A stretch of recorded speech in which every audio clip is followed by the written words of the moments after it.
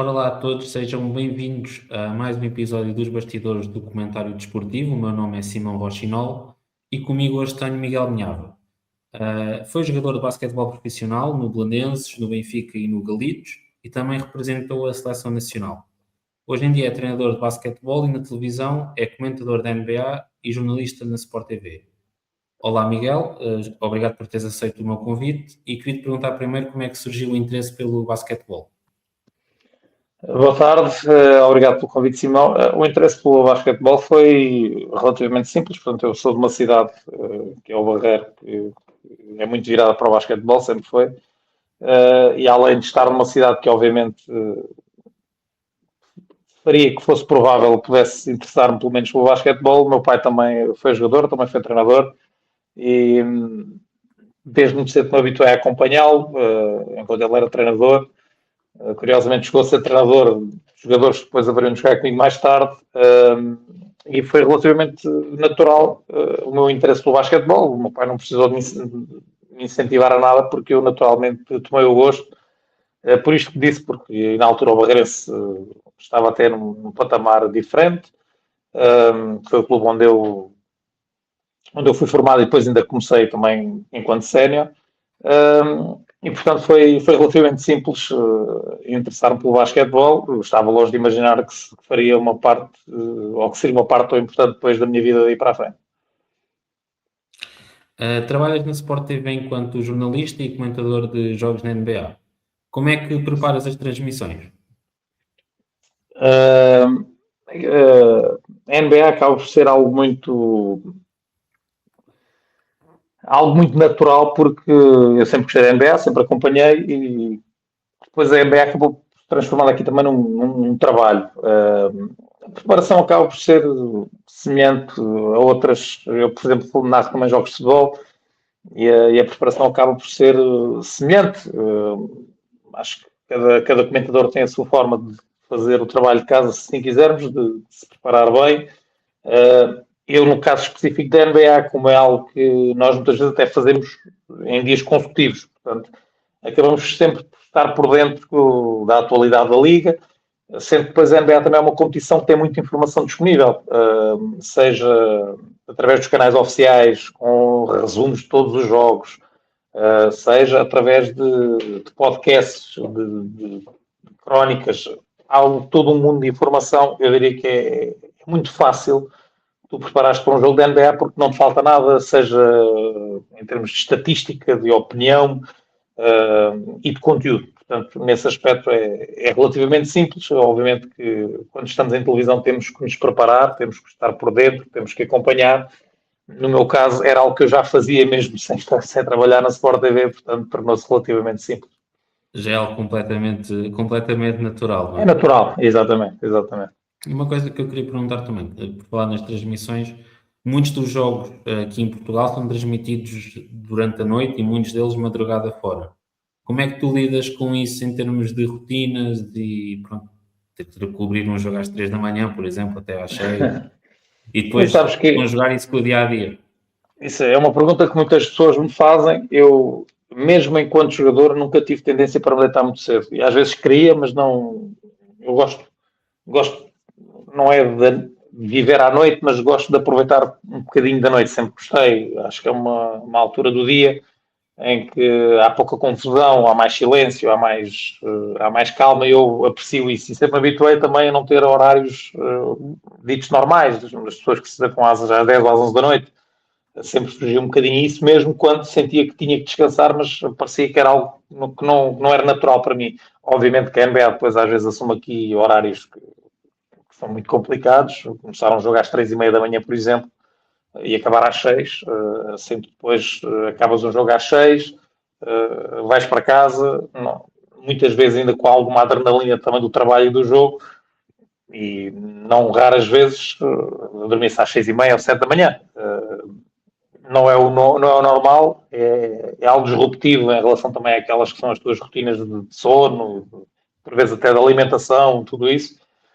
Mas para já tem sido essa a minha vida nos últimos 12 anos, E, e vou fazendo enquanto tenho força.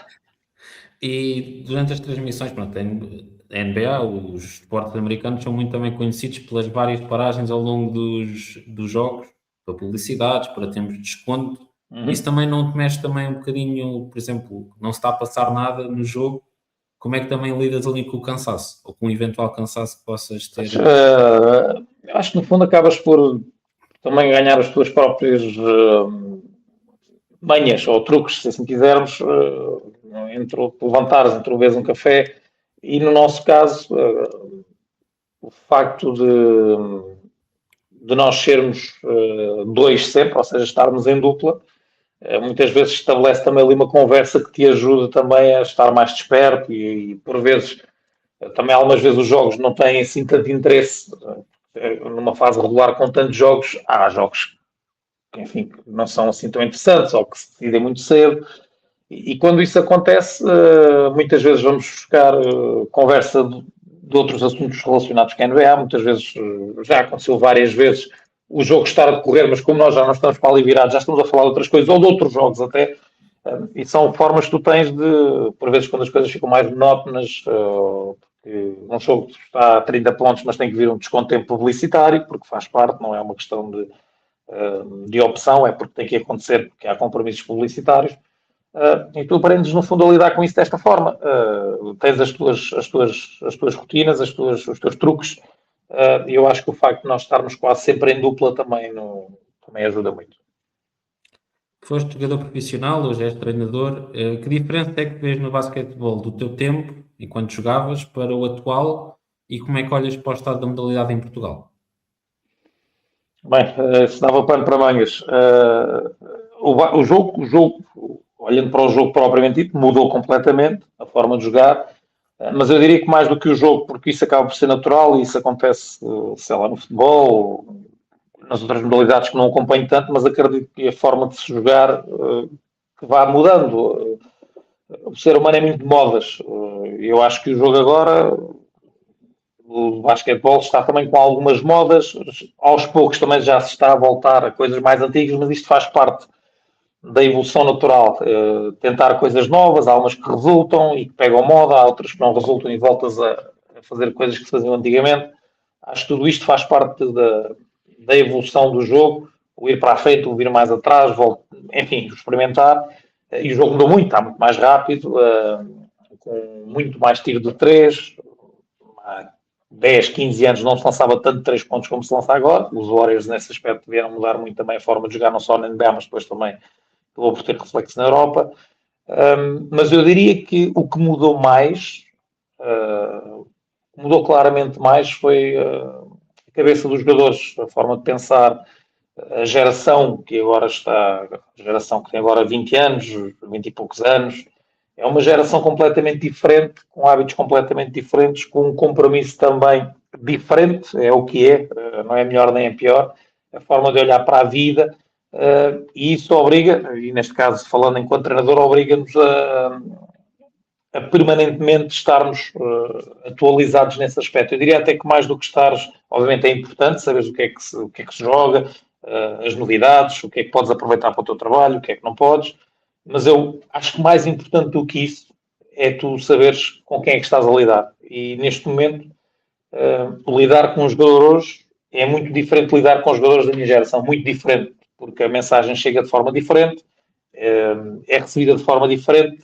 e tem respostas diferentes. Portanto, eu diria que esse talvez seja o maior desafio dos treinadores da minha geração, dos mais velhos. Eu sou um treinador relativamente novo, tenho 42 anos, mas sobretudo o pessoal mais velho, e eu conheço vários casos da dificuldade em chegar aos mais novos. E tu tens de ter essa capacidade de te adaptar. Eu diria que se calhar essa é a principal diferença se compararmos aqui de há uns anos para cá, de há uns anos, acho que é diferente. Em relação à modalidade em Portugal, eu recentemente fiz parte da lista do Carlos Barroca para a Federação Portuguesa de Basquetebol, seria o diretor técnico caso a lista tivesse vencido as eleições. E o facto de ter havido uma lista encabeçada por alguém como o Carlos Barroca e com pessoas, não só eu naturalmente, mas com outras pessoas também de de qualidade que estavam preocupadas com o estado atual das coisas, acho que é um bocadinho sintomático.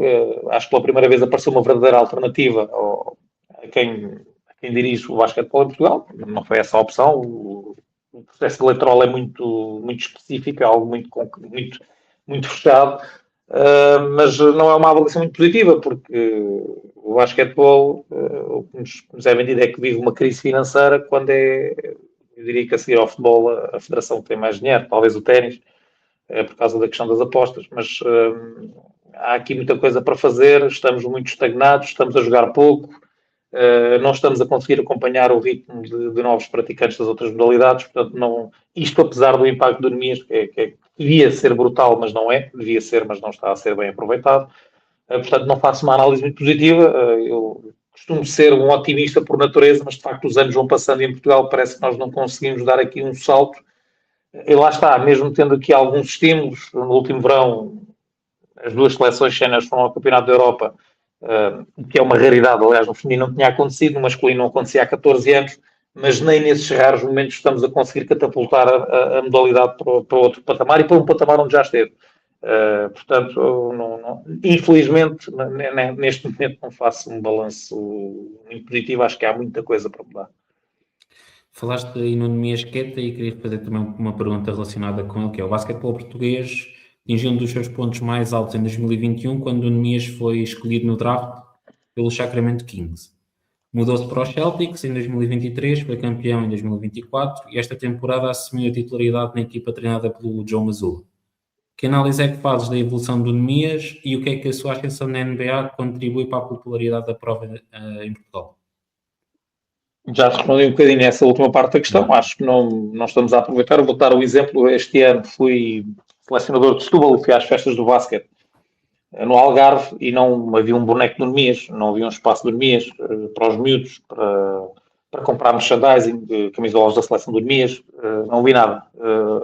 Parece quase que ignoramos o facto de ter um jogador que jogou no franchise mais titulado da NBA, que são os Boston Celtics, que foi titular, foi quarto no Most Improved Player, na lista de jogadores que mais evoluíram na temporada. Vamos ver se não vai estar no All Defensive Team, ainda tenho aqui alguma esperança que ele possa estar. E parece que é uma nota de rodapé em Portugal. Daí eu ter dito que acho que não aproveitamos o suficiente. Em relação ao Nemias, o Nemias é um exemplo, não só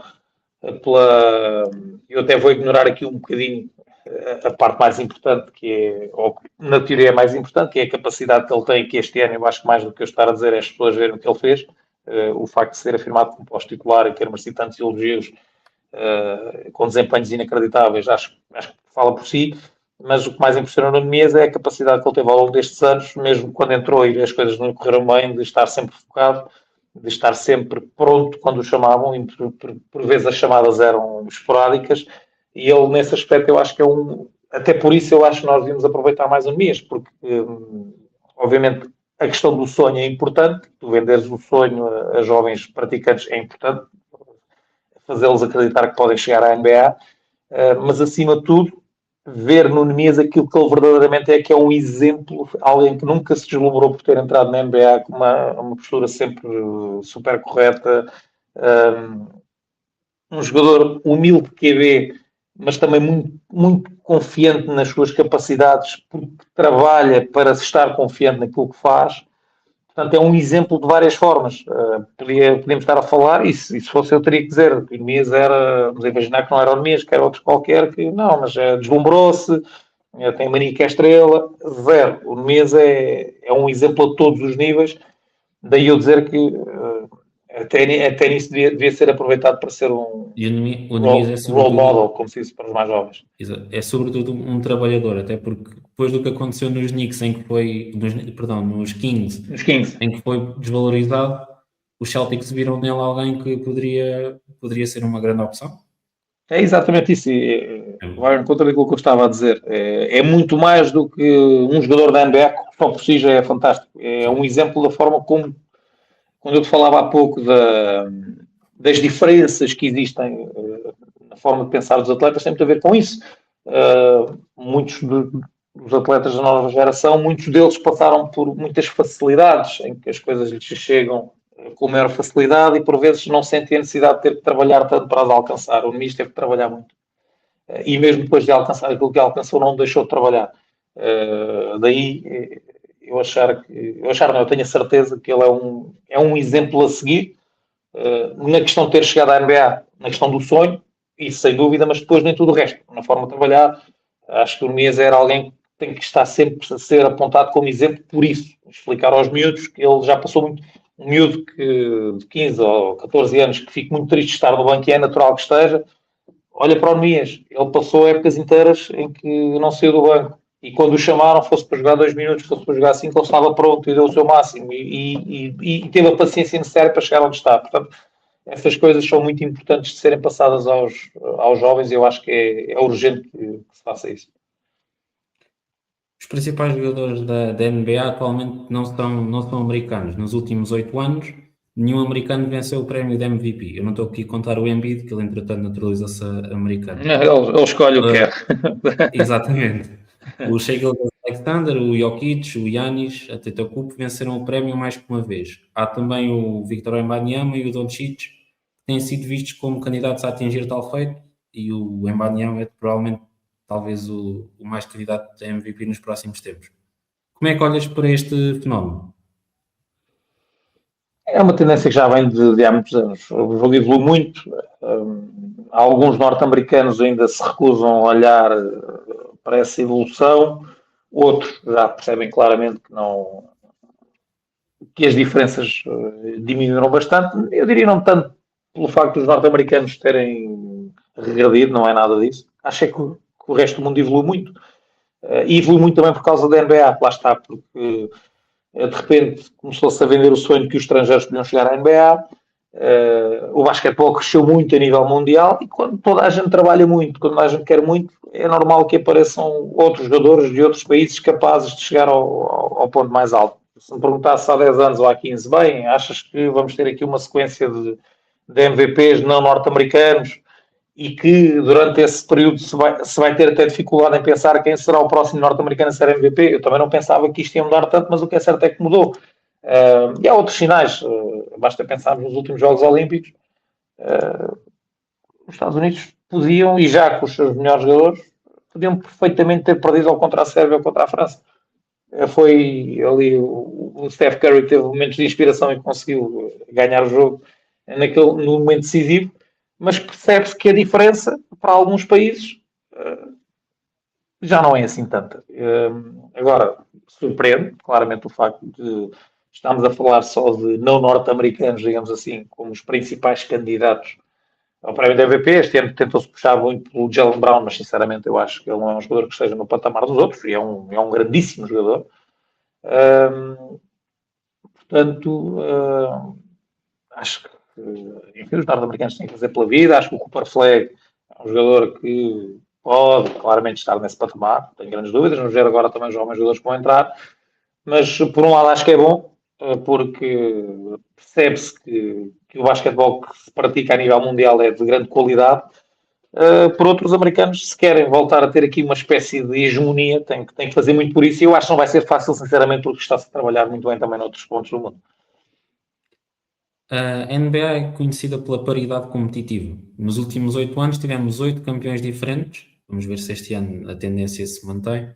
Na tua opinião, o mais recente contrato coletivo de trabalho ajuda a manter este equilíbrio entre as equipas?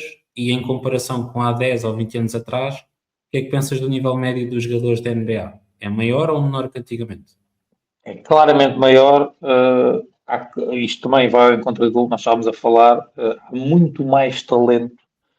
Há jogadores que estão na NBA que simplesmente não jogam, e depois as pessoas ficam muito admiradas quando eles têm minutos e rendem, porque o talento é muito, é mesmo de grande qualidade. Depois há jogadores que já estão a fugir da NBA, entre aspas, para percebem também que a Euroliga está com um nível incrível e que podem ser figuras em equipas de Euroliga, e sendo que a nível salarial as diferenças também para esses jogadores de um nível não tão elevado começam a já não ser tão grandes. E um jogador às vezes prefere dedicar um bocadinho de dinheiro e poder estar numa liga também hiper competitiva e poder ser figura. Mas há muito mais talento, não tenho grandes dúvidas. A questão da paridade é uma procura constante da NBA ao longo dos anos, sempre foi. Vai continuar a ser, ou seja, e de facto é um feito ter estes tais 8 campeões diferentes nos últimos 8 anos. E se tivermos uma final, que eu acho que é bem possível, Spurs, Knicks, vamos ter outro campeão diferente nos últimos anos. Só o Oklahoma é que pode aqui furar as contas, digamos assim.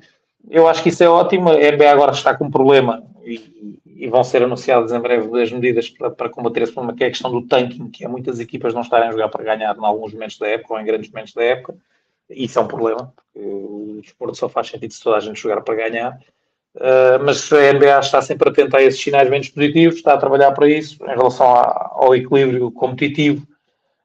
Lá está, até pela questão de haver cada vez mais talento, eu acho que é um equilíbrio cada vez mais natural. Acho que vai ser muito difícil uma equipa ganhar 3, 4, 5 campeonatos consecutivos. Muito difícil mesmo. Mesmo este Thunder tem apostado imenso no draft e que tem funcionado bastante bem. Podem conseguir, podem conseguir. Eu acho que vai ser muito difícil. Aliás, nunca é fácil, não é? Tivemos aí franchise a ganhar 4, 5 campeonatos consecutivos e não é fácil. Mesmo os Warriors tiveram ali anos em que não conseguiram ganhar. Mas agora estamos a ver os Thunder, as dificuldades vão ter que os Spurs e já vão ter que ganhar um jogo ao Texas para ter o fator casa. Aliás, vão ter que ganhar um jogo fora para passar. Se não ganharem agora em Santo António nenhum jogo, vão ser eliminados.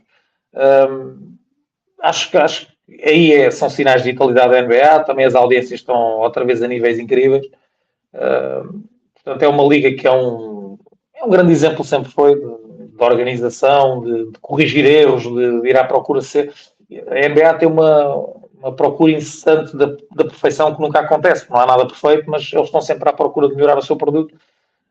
E nesse aspecto são uma organização exemplar. Falaste aí um pouco ao de leve das finais de conferência, que estão os Thunder contra os Spurs e os Knicks contra os Cavs. Achas que estas foram as 4 melhores equipas ao longo da temporada? Ou houve aqui alguma desilusão, na tua opinião, que esperavas que estivesse aqui nesta fase da época? Para mim, a grande desilusão é Boston. No início da temporada não o seria, mas pela forma como saem do playoff, é uma desilusão. Estão a ganhar 3-1, no sexto jogo estão a ganhar, já não sei, 14, 15 pontos ao intervalo. Tinham tudo na mão e perdem 3 jogos consecutivos, 2 deles em casa. Acho que se num primeiro momento, e sei o Tatum, as expectativas não estavam assim tão elevadas, a partir do momento que o Tatum volta, que eles jogam bem, estão em vantagem na série. Também não sei com aquilo que eles mostraram se conseguiriam ganhar aos Knicks a seguir, confesso, mas não deixo de os considerar uma desilusão e também com esse desejo que tínhamos de ver o Nemias eventualmente voltar a ser campeão, mas agora como jogador titular. No Oeste não tenho dúvidas nenhumas, são as equipas mais fortes, não tenho dúvidas absolutamente nenhumas, Oklahoma e Santo António, e por uma margem considerável. Do outro lado, os Cavs, do outro lado, eu sempre tive alguma dificuldade. Detroit ficou em primeiro lugar, mas nunca me convenceram totalmente. Uma desilusão grande com os Orlando Magic e também na forma como são eliminados. Tem o jogo 6 para ganhar e marcam 19 pontos na segunda parte inteira, que é uma coisa inacreditável. Inadmissível. Foi uma equipa também de altos e baixos e eu acho que eles tinham potencial para fazer muito mais. Philadelphia é a questão das lesões, mesmo assim conseguiu o feito de eliminar Boston, mas acho que no Oeste, acho que os Knicks merecem estar na final de conferência. Os Cavs em 14 jogos ganharam 8, perderam 6 no playoff, agora já são 8-7 porque já perderam o primeiro.